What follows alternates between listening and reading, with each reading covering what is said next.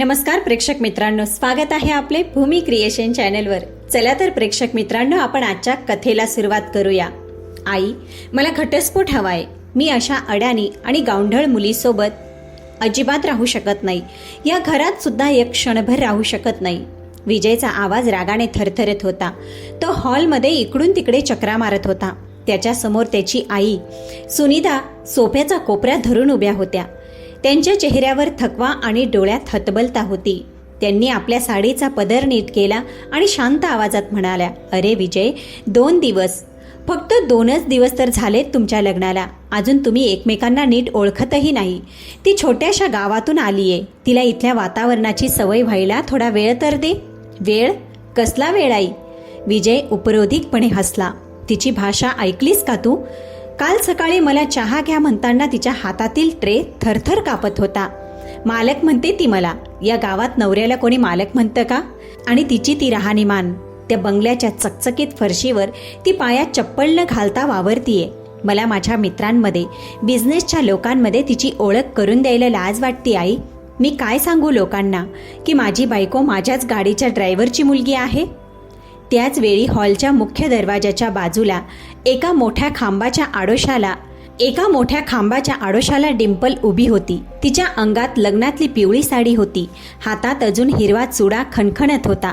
तिच्या हातात सुमदी आईसाठी घेतलेला पाण्याचा तांब्या होता। पण आज सुरू असलेले हे बोलणे ऐकून तिचे पाय तिथेच थिजले। तिच्या डोळ्यातून पाण्याचा एक थेंब गालावरून सरळ खाली पडला। अरे बायको आहे ती तुझी। आता तुझ्या आजीला काय उत्तर देऊ मी? सुमदी पोट तिडकीने विचारत होती। त्यांच्या आवाजात आता रडू आले होते। त्यांनी किती हौसेने गावाच्या मंदिरात हे लग्न लावून दिलं। रागिनी ऐनवेळी लग्नाच्या मांडवातून पळून गेली। यात या गरीब मुलीची काय चूक आहे? आपल्या घराण्याची अब्रू वाचवायला त्या पोरीने ऐनवेळी मांडवात मान खाली घालून तुझ्याशी लग्न केलं रे। आई, मला हे लग्न मान्य नाही। विजयने आपल्या शर्टची बटणे सैल केली। हे जबरदस्तीचे लग्न आहे। आजीशी काय बोलायचं ते मी पाहून घेईन, पण मी या मुलीला माझी बायको म्हणून कधीच स्वीकारणार नाही। आणि जर तुम्ही तिला माझ्या आयुष्यात जबरदस्तीने ठेवण्याचा प्रयत्न केला तर मी हे घर सोडून निघून जाईन। तुम्हाला कधी दिसणारही नाही मी परत। विजयने टेबलवर ठेवलेली आपली गाडीची चावी उचलली आणि तो ताडकन पावले टाकत बाहेर निघून गेला। दरवाजा ओलांडताना त्याची नजर खांबाच्या आडोशाला उभे असलेल्या डिंपलवर पडली। तिने घाबरून आपली नजर खाली केली। विजयने तिच्याकडे एक अत्यंत तिरस्करणीय कटाक्ष टाकला आणि तो निघून गेला। बाहेर त्याच्या महागड्या गाडीचा मोठा आवाज झाला आणि गाडी वेगाने निघून गेली। गाडीचा आवाज दूर गेल्यावर हॉलमध्ये पुन्हा शांतता पसरली। सुमदी आईंना मुलाच्या शब्दांचा इतका मोठा धक्का बसला होता की त्या सोफ्यावर मटकन खाली बसल्या। त्यांनी आपले दोन्ही हात कपाळावर ठेवले। डिंपल हळूहळू पुढे आली। तिच्या पायातल्या पैंजणांचा हलका आवाज झाला। तिने हातातला पाण्याचा तांब्या समोरच्या काचेच्या टेबलावर शांतपणे ठेवला। तिचा हात थरथरत होता, पण तिने स्वतःला सावरले। आई, डिंपलचा नाजूक रडवेला आवाज त्यांच्या कानावर पडला। आईंनी वर पाहिले। डिंपलचे डोळे लाल झाले होते। डिंपल, बाळा, तू या बोलण्याकडे लक्ष देऊ नको। तो रागाच्या भरात काहीही बोलतो। सुमदी आई तिचे हात हातात घेणार तोच डिंपल 2 पावले मागे सरकली। मी परत गावी जाईन आई। डिंपलने साडीच्या पदराने आपले अश्रू पुसले। नकोय मला हे जबरदस्तीचं नातं। ज्या माणसाला माझी सावलीही नकोय त्याच्या घरात मी हक्काने कशी राहू? तुम्ही माझ्या वडिलांना फोन करून सांगा, मी निघून गेलेलेच योग्य। अरे पण आपल्या घराण्याची ही पद्धत नाही डिंपल। तुझं लग्न झालं आहे। त्यांनी जुन्या रीतींचा हवाला देत म्हटलं, पद्धत माणसांसाठी असते आई, माणूस पद्धतीसाठी नसतो। डिंपलने खूप शांत पण स्पष्ट शब्दात सांगितलं, माझे बाबा तुमचे ड्रायव्हर आहेत म्हणून मी गरीब नक्कीच आहे, पण लाचार नाही। छोट्या गावात राहतो म्हणून काय झालं? स्वाभिमान आम्हालाही असतो। ज्या नवऱ्याला माझी लाज वाटते त्याच्यासोबत मी सुखाचा संसार कधी करू शकणार नाही। मी उद्या सकाळीच पहिली गाडी पकडून निघून जाते। डिंपल तिथून वळली आणि आपल्या खोलीकडे गेली। खोलीत आल्यावर तिने दरवाजा बंद केला। तिने आरशाकडे पाहिले। कपाळावरचा कुंकू, गळ्यातले मंगळसूत्र, 2 दिवसात तिचे आयुष्य बदलले। तिने पलंगावर ठेवलेली आपली जुनी कापडी बॅग उचलली आणि त्यात तिचे मोजके कपडे भरू लागली। कपडे भरताना तिच्या हाताला तिच्या कॉलेजचे सर्टिफिकेट लागले। तिने ते पाहिले। BCom pass. तिच्या डोळ्यात पुन्हा पाणी आले. मी अडाणी नाहीये, ती स्वतःशीच फुटफुटली. दुसऱ्या दिवशी पहाटे 5 वाजता जेव्हा संपूर्ण मुंबई अजून झोपलेली होती, डिंपल बंगल्याच्या मागच्या दरवाजातून बाहेर पडली. तिने सुमदी आईंना उठवले नाही, कारण तिला माहीत होते की आई रडून तिला थांबवतील. तिच्या अंगात आता साधी सुती साडी होती. डोक्यावरचा पदर तिने नीट घेतला होता. ती दादरच्या एसटी स्टँडवर पोहोचली. सकाळची वेळ असल्यामुळे एसटीवर बरीच गर्दी होती. चहाच्या टपरीवरून येणारा वाफा आलेला सुवास, बसचे हॉर्न आणि कंडक्टरचा नाशिक नाशिक असा ओरडण्याचा आवाज येत होता. डिंपल बसमध्ये बसली. तिला खिडकीची सीट मिळाली. बस सुरू झाली तशी मुंबईच्या मोठ्या इमारती मागे पडू लागल्या. खिडकीतून येणाऱ्या थंड हवेने तिच्या चेहऱ्यावरचे केस विस्कटले होते. तिच्या मनात विचारांचे चक्र सुरू होते. मी जर गावी गेले तर बाबांना काय सांगू? अख्खं गाव थुंकू लागेल. म्हणेल ड्रायव्हरच्या पोरीचे पाय फार मोठे झाले होते म्हणून नवऱ्याने हाकलून दिलं. माझ्यामुळे बाबांचा समाजातला मान जाईल. डिंपलचा हात नकळत तिच्या गळ्यातल्या मंगळसूत्रावर गेला. तिने ते मंगळसूत्र साडीच्या आत लपवले. तिने ठरवले ती गावी जाणार नाही. नाशिक शहरात तिची एक कॉलेजची मैत्रीण रेश्मा आहे. डिंपलने आपल्या पर्समधून जुना मोबाईल काढला आणि रेश्माला फोन लावला. हॅलो रेश्मा, मी डिंपल बोलतीये. अरे डिंपल, कशी आहेस? लग्न झालं ना तुझं? मग मुंबई कशी आहे? रेश्मा आनंदाने विचारत होती. रेश्मा, मला तुझी मदत पाहिजे. मी नाशिकला येतेय. मला काही दिवस तुझ्या रूमवर राहू देशील का? मला नाशिकमध्ये एखादी नोकरी शोधायची आहे. डिंपलचा आवाज गंभीर झाला. रेश्माला परिस्थितीचा अंदाज आला. तू काळजी करू नको डिंपल, तू आधी नाशिकला पोच. मी बस स्टँडवर तुला न्यायला येते. एसटी बस नाशिकच्या दिशेने वेगाने धावत होती आणि डिंपलच्या मनात एक नवा निश्चय पक्का झाला होता. त्यांना वाटतं मी गावंढळ आहे. मी स्वतःला सिद्ध करून दाखवेन, पण त्यांच्या पैशावर नाही, स्वतःच्या हिमतीवर.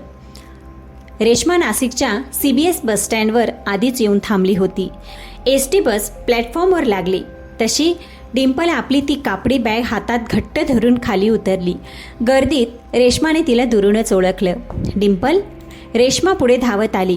तिने डिंपलचा सुकलेला चेहरा आणि तिच्या डोळ्यातली शांतता पाहिली. तू अशी अचानक? आणि बॅग? काय झालं ग? डिंपलने कसं तरी चेहऱ्यावर हसू आणण्याचा प्रयत्न केला, पण तिच्या ओठांना कोरड पडली होती. रेश्मा, रूमवर चालून बोलूया का? खूप अस्वस्थ वाटतंय. रेश्माने तिचा हात धरला. स्टँड बाहेर उभ्या असलेल्या एका रिक्षाला तिने हात दाखवला. रिक्षा नाशिकच्या रहाणे नगर भागाकडे धावू लागली. रस्त्यात येणारी ओळखीची झाडं, नाशिकची ती परिचित हवा डिंपलला थोडा धीर देत होती, पण मनातलं वादळ अजून शमलं नव्हतं. रेश्मा नाशिकमध्ये एका छोट्याशा इमारतीत पहिल्या माळ्यावर एका छोट्या भाड्याच्या खोलीत राहत होती. खोलीत अगदी बेताचं सामान होतं. एका कोपऱ्यात छोटा गॅस, 2-3 डबे, एक लहान कपाट आणि जमिनीवर चटई. आधी हातपाय धुवून घे, मी चहा ठेवते. रेश्माने बॅग कोपऱ्यात ठेवत म्हटलं आणि तिने गॅस पेटवला. निळा विस्तव पेटला आणि भांड्यात पाणी उकळू लागलं. चहाच्या पत्तीचा आणि आल्याचा सुवास खोलीत रेंगाळू लागला. डिंपल मोरीतून हातपाय धुवून बाहेर आली. तिने कपाळावरचं कुंकू पुसलं नव्हतं, पण ते साडीच्या पदराने थोडं पुसट झालं होतं. रेश्माने 2 स्टीलच्या कपात चहा ओतला आणि एक कप डिंपलच्या हातात दिला. गरम कपाचा स्पर्श हाताला झाल्यावर डिंपलला जरा बरं वाटलं. आता सांग, काय प्रकार आहे हा? सावंत म्हणजे मुंबईतलं एवढं मोठं नाव, मग तू इथे अशी? रेश्माने चहाचा घोट विचारलं. डिंपलने चहाचा कप खाली ठेवला आणि घडलेला सगळा प्रसंग सांगायला सुरुवात केली. विजयचे ते बोचणारे शब्द, सुमदी आईंची लाचारी आणि स्वतः घेतलेला निर्णय. सगळं सांगताना डिंपलचा आवाज एकदाही कापला नाही. तिच्या डोळ्यातलं रडू आता संपलं होतं. तिथे आता एक ठामपणा आला होता. रेश्मा, त्यांना वाटतंय की मी त्यांच्या गाडीच्या ड्रायव्हरची मुलगी आहे, म्हणून माझी लायकी फक्त पायातल्या चपलेसारखी आहे. मी साधी राहते. मला त्यांच्यासारखं इंग्रजी बोलता येत नाही, म्हणून मी अडाणी झाले. मी BCom कॉलेजमध्ये एवढ्या चांगल्या मार्कांनी पास झाले होते, हे त्यांना माहीत तरी आहे का? डिंपलच्या स्वरातली वेदना आता आक्रोशात बदलत होती. पण तू घरातून अशी निघून आलीस तर काका काकूंना समजलं तर? गावाला बातमी गेली तर काय होईल? डिंपलला काळजी होती, म्हणूनच मी गावी गेले नाही. बाबांना वाटतंय मी मुंबईत सुखात आहे. मी त्यांना काही दिवस कळू देणार नाही. रेश्मा, मला नाशिकमध्येच काहीतरी काम शोधायचं आहे. अगदी छोटं मिळालं तरी चालेल. मला आधी स्वतःच्या पायावर उभं राहायचं आहे. तू मला फक्त काही दिवस तुझ्या खोलीत राहू दे, मी भाड्याचे पैसे देईन. अरे वेडी आहेस का? भाड्याचं काय बोलतेस? तू कितीही दिवस राहा. पण डिंपल, मुंबईच्या त्या बिझनेसमॅनशी नडणं सोपं नाहीये. तो तुला घटस्फोटासाठी कोर्टात खेचू शकतो. रेश्माने सावध केलं. डिंपल खिडकीपाशी गेली. बाहेर नाशिकच्या रस्त्यांवरून जाणाऱ्या गाड्यांकडे पाहत ती म्हणाली, कोर्टात खेचायला मी त्यांच्यासाठी जिवंत असायला हवे ना. मी स्वतःहून त्यांचे घर सोडले आहे. त्यांना त्यांचा तो श्रीमंतीचा तोरा मुबारक असो. मी माझी लढाई स्वतः लढणार. दुसऱ्याच दिवसापासून डिंपलचा खरा संघर्ष सुरू झाला. तिने अंगावरची ती लग्नाची पिवळी साडी बदलून एक साधी सुती कुर्ती आणि पायजमा घातला. केसांची साधी वेणी घातली आणि हातात फाईल घेऊन ती नाशिकच्या सिडको आणि सातपूर भागात नोकरी शोधायला गेली. नाशिकच्या रस्त्यांवर नोकरी शोधायला बाहेर पडली. मे महिन्याचे कडक ऊन होते. नाशिकमध्येही दुपारच्या वेळी रस्ते तापत होते. डिंपल एका ऑफिसमधून दुसऱ्या ऑफिसमध्ये पायी फिरत होती. एका मोठ्या फायनान्स कंपनीच्या ऑफिसमध्ये ती मुलाखतीसाठी बसली. समोर मॅनेजर चष्म्याच्या वरून तिची फाईल पाहत होता. तुमचे मार्क्स तर चांगले आहेत, बीकॉममध्ये खूप चांगले टक्के आहेत, पण तुमचा प्रॉब्लेम काय आहे माहितीये का? मॅनेजरने फाईल बंद करत विचारलं. काय सर? डिंपलने अपेक्षेने विचारलं. तुमचं बोलणं, आम्हाला लोकांशी बोलायला स्मार्ट मुली पाहिजेत. तुमची भाषा खूप गावरान आहे. बोलताना आलोय गेलोय असा लहेजा येतो. आणि तुमचं इंग्रजी तर फारच कच्चं असेल. सॉरी, आम्ही तुम्हाला साध्या कामासाठी सुद्धा ठेवू शकत नाही. मॅनेजरने फाईल तिच्या हातात दिली. डिंपल त्या ऑफिसमधून बाहेर आली. तिचे पाय गळून गेले. जवळच असलेल्या एका झाडाखाली ती थांबली. पर्समधून पाण्याची प्लास्टिकची बाटली काढली, पण त्यातलं पाणी उन्हाने कोमट झालं होतं. तिने 2 घोट पाणी प्यायलं. तिच्या डोक्यात मॅनेजरचे शब्द फिरत होते, स्मार्ट मुली पाहिजेत. तिला आठवलं, विजयनेही हेच म्हटलं होतं. याचा अर्थ जग फक्त कपडे आणि भाषेवरून माणसाला तोलतं. मनाला आणि प्रामाणिकपणाला काही किंमत नाही. तिने स्वतःचे अश्रू पुसले. जर जग भाषेवरून तोलत असेल तर मी ही भाषा बदलेन. मी इंग्रजीही शिकेन आणि मोठ्या शहरात कसं वागायचं तेही शिकेन. तिने त्याच संध्याकाळी रेश्माला सोबत घेऊन नाशिकच्या एका चांगल्या इंग्लिश स्पीकिंग क्लासमध्ये चौकशी केली. क्लासची फी महिना 3,000 रुपये होती. डिंपलच्या पर्समध्ये सुनिधी आईंनी दिलेले आणि तिचे स्वतःचे मिळून अवघे 5-6 हजार रुपये उरले होते. डिंपल, फी खूप जास्त आहे ग, कसं करणार? रेश्माने हळूच विचारलं. फी जास्त असली तरी मला हे शिकावंच लागेल रेश्मा. मी क्लास जॉईन करणार. पैशासाठी मी दिवसभर काहीतरी दुसरं काम शोधेन. डिंपलने ठामपणे फॉर्म भरला आणि फीचे पैसे टेबलावर ठेवले. तिने आपल्या आयुष्यातला सर्वात मोठा निर्णय घेतला होता. काळ कोणासाठी थांबत नाही. दिवस गेले, महिने गेले आणि बघता बघता 3 वर्ष उलटून गेले. या 3 वर्षात डिंपलने स्वतःचे आयुष्य पूर्णपणे बदलून टाकलं. सकाळी 5 वाजता उठून घरातलं स्वयंपाक करणे, 6 वाजता लोकांच्या घरी जाऊन कॉम्प्युटरचे टायपिंगचे काम करणे, दुपारी डेटा एंट्रीचे काम करणे आणि संध्याकाळी इंग्रजीचे क्लासेस करणे.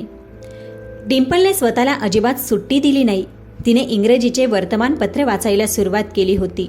आरशासमोर उभं राहून ती तासनतास बोलण्याचा सराव करायची. तिने तिच्या बोलण्यातला गावरान लहेजा पूर्णपणे काढून टाकला होता, पण मनाची गोडी आणि संस्कार मात्र तसेच ठेवले होते. दुसऱ्या बाजूला मुंबईच्या विजयच्या बंगल्यात परिस्थिती खूप बदलली होती. विजयच्या बिझनेसने मोठी झेप घेतली होती खरं, पण घरातली शांतता हरवली होती. सुमधी आईंनी गेल्या 3 वर्षात विजयशी कामाव्यतिरिक्त एकही अवांतर शब्द बोलला नव्हता. घरात जेवणाच्या टेबलावर फक्त भांड्यांचा आवाज यायचा, माणसांचा नाही. एके दिवशी रात्री 9 वाजता विजय ऑफिसमधून घरी आला. तो खूप थकलेला दिसत होता. टाई सैल करत तो जेवायला बसला. सुमधी आईंनी त्याच्यासमोर ताट ठेवले आणि त्या निघून जाऊ लागल्या. आई, विजयने त्यांना थांबवलं. तू अजूनही माझ्यावर नाराज आहेस? 3 वर्ष झाली ग त्या गोष्टीला. ती मुलगी स्वतःहून घर सोडून गेली. मी तिला हाकललं नव्हतं. सुमधी आई थांबल्या. त्यांनी वळून विजयकडे पाहिलं. त्यांच्या डोळ्यात एक सुन्नपणा होता. विजय, तू तिला हाकललं नव्हतंस, पण तिने या घरात राहू नये अशी परिस्थिती नक्कीच निर्माण केली होतीस. ज्या मुलीने आपल्या घराची अब्रू वाचवली, तिला तू तिच्या गरिबीची लायकी दाखवून दिलीस. ती स्वाभिमानी होती म्हणून निघून गेली. जर ती साधी होती तर तिला सांभाळून घ्यायचा प्रयत्न तू का नाही केलास? तुझ्या गर्वाने एका निष्पाप पोरीचं आयुष्य खराब केलं आहे. विजय वैतागून म्हणाला. बिझनेस जगात प्रॅक्टिकल राहा, घरात नाही. लक्षात ठेव विजय, ज्या दिवशी तुला तुझ्या या पैशाचा आणि श्रीमंतीचा जास्त गर्व होईल ना, त्या दिवशी देव तुझा हा भ्रम नक्की तोडेल. सुमती आई एवढं बोलून आपल्या खोलीत निघून गेल्या.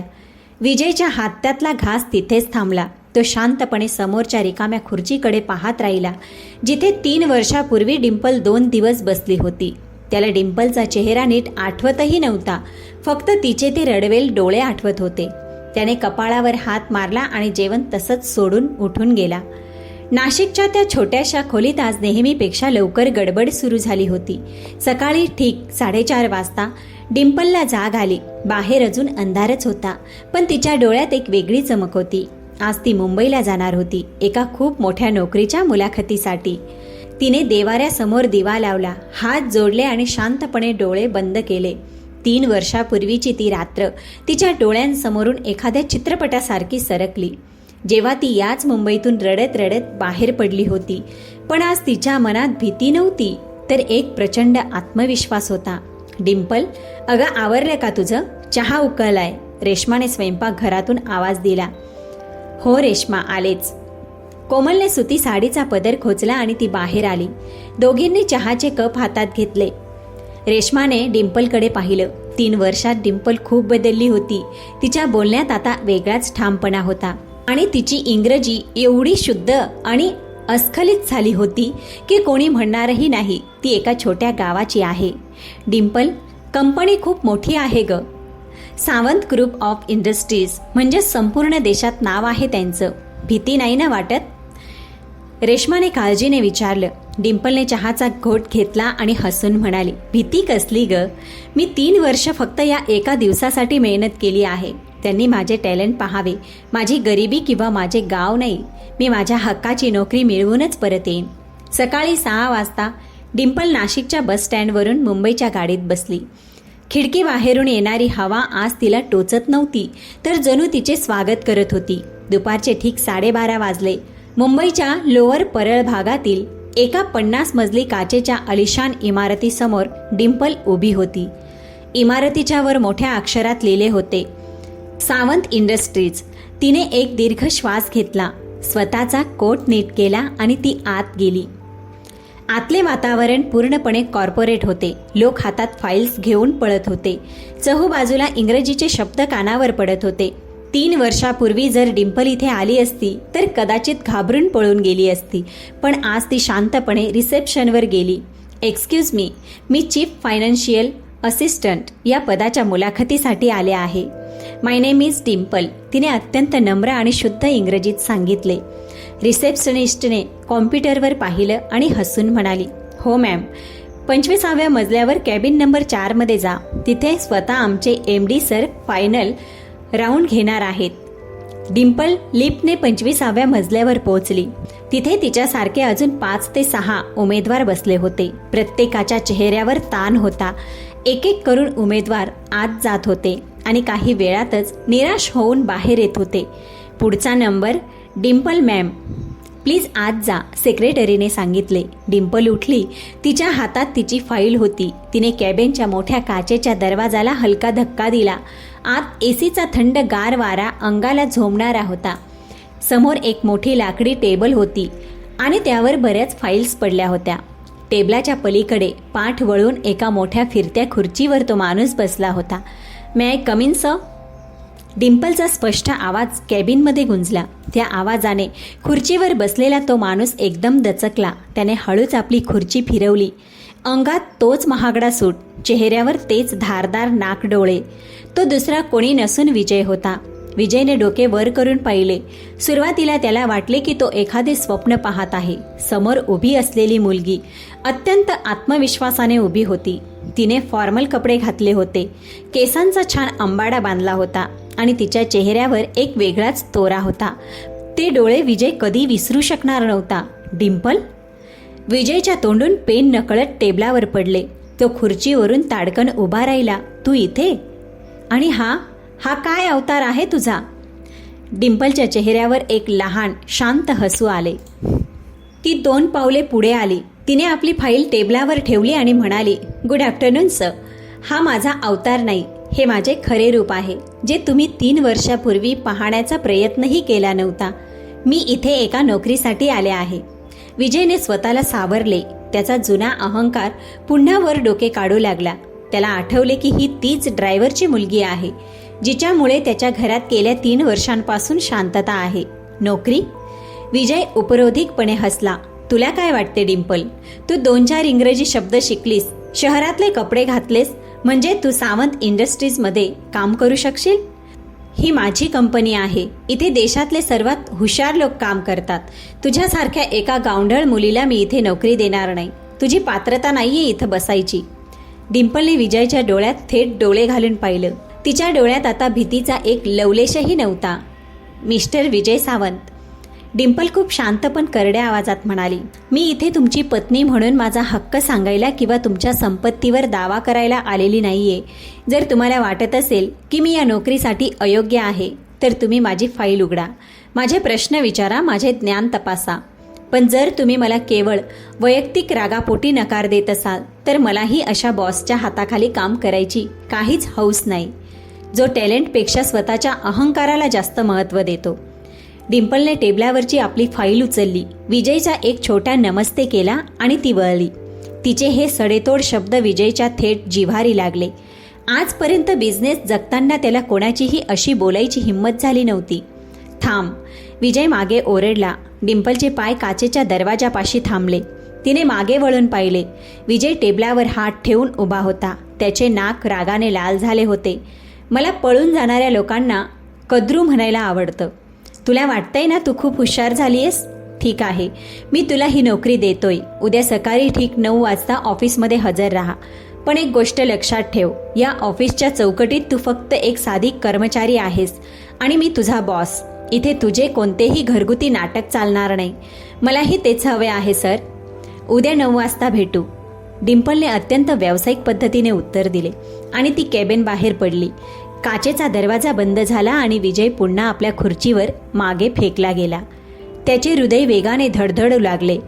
3 वर्षापूर्वीची ती साधी डिंपल आज त्याच्याच समोर त्याला आव्हान देऊन गेली होती.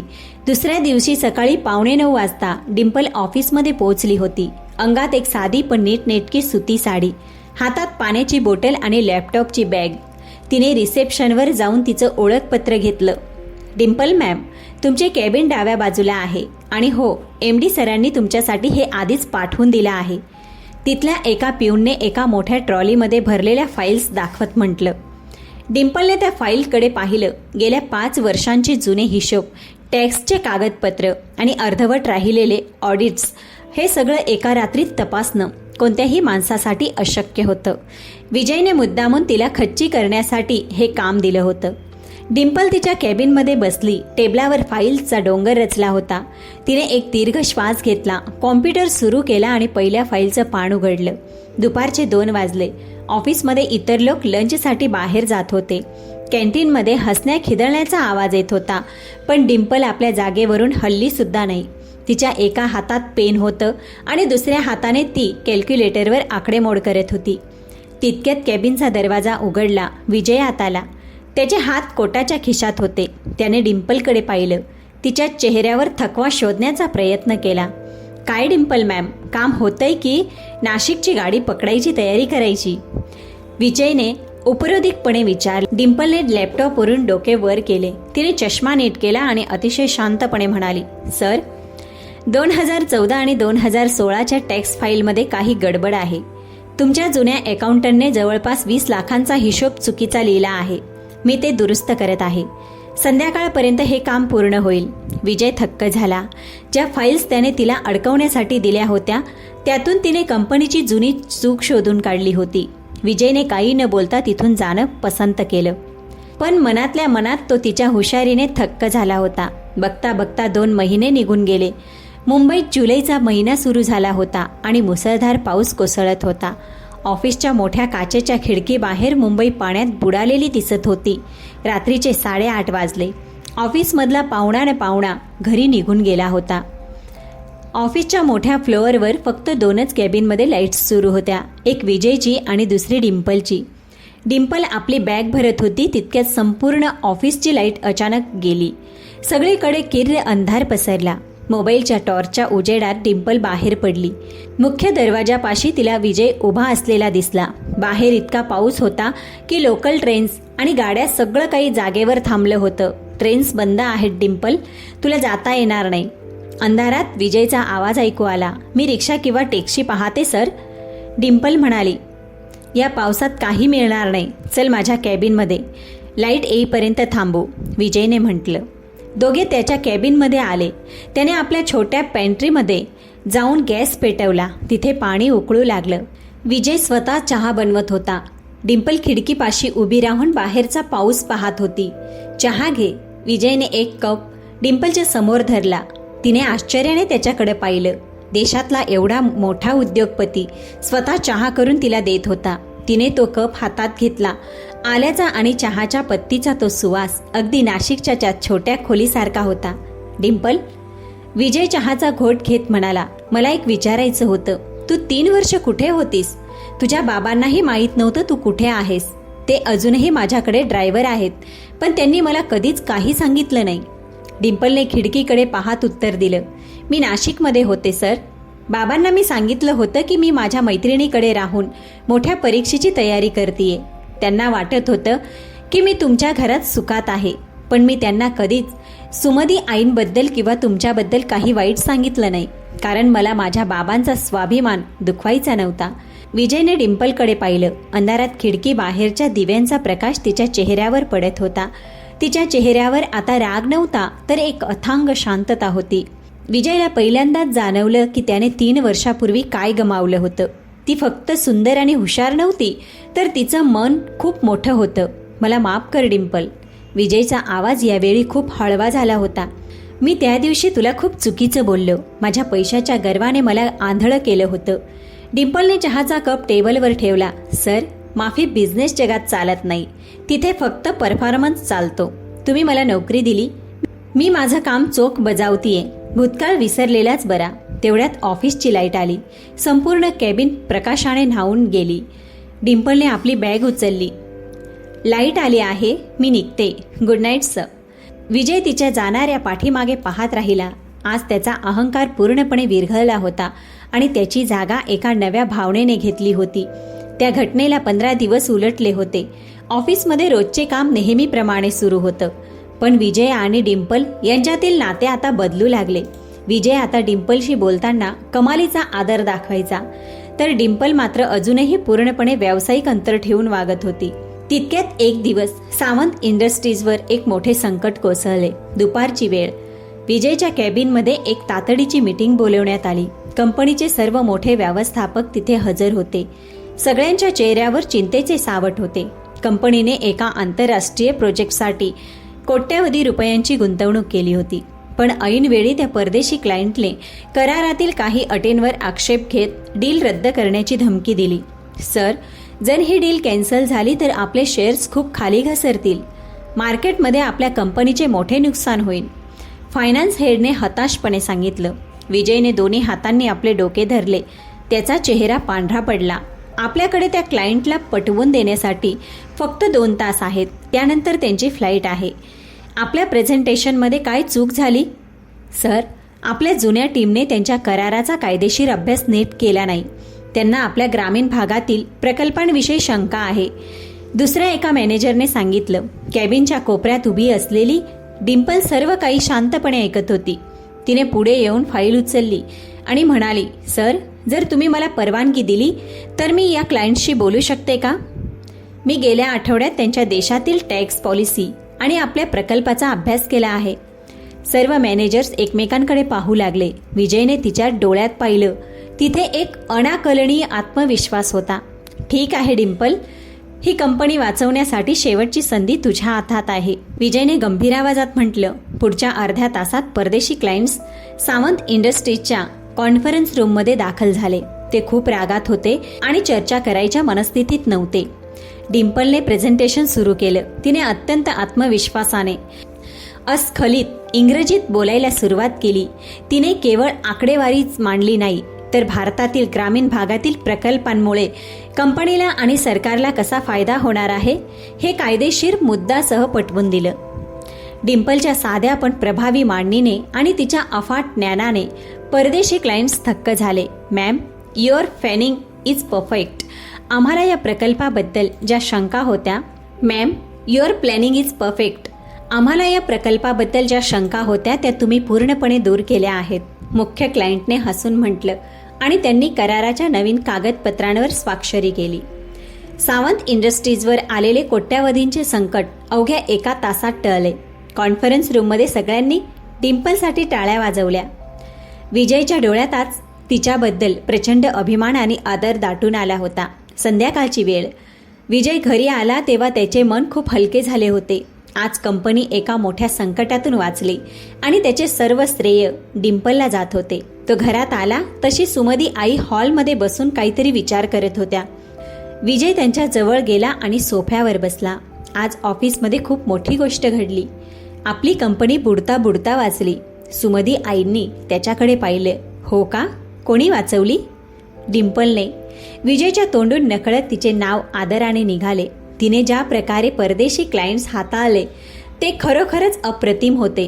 आई, तू बरोबर बोलत होतीस.